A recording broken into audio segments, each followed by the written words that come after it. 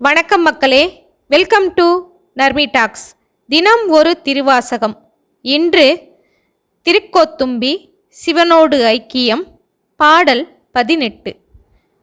தோளும் துகிலும் குழையும் சுருள் தோடும், பால் வெள்ளை நீரும் பசும் சாந்தும், பைங்கிளியும் சூளமும் தொக்க வளையும், உடைத்தொன்மை கோலமே நோக்கி குளிர்ந்தூதாய் கோத்தும்பி.